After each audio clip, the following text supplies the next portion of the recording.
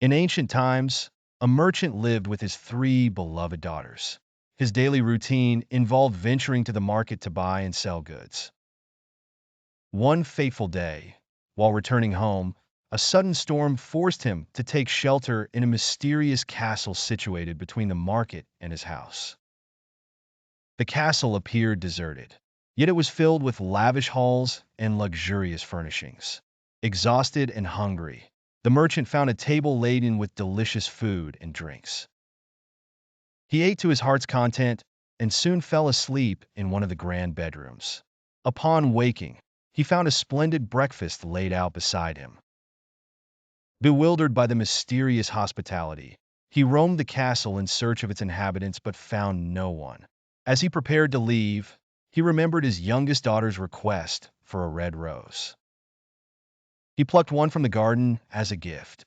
Suddenly, a thunderous voice erupted, and a beastly figure confronted him, accusing him of ingratitude for damaging the rose.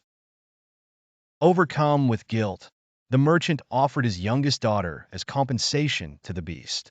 Initially terrified, the daughter slowly befriended the beast during her stay at the castle.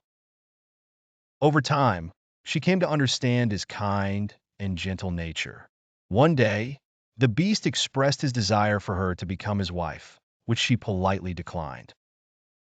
However, when she asked to visit her family, the beast agreed with the stipulation that she must return within a week. Back at home, she discovered her father was gravely ill.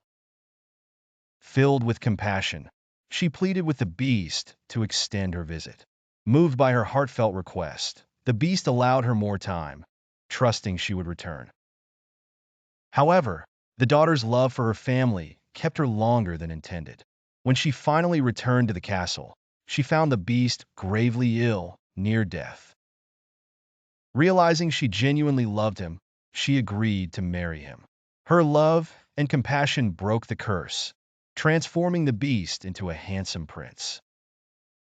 Their marriage marked the beginning of a joyful life together in the grand castle, where they lived happily ever after.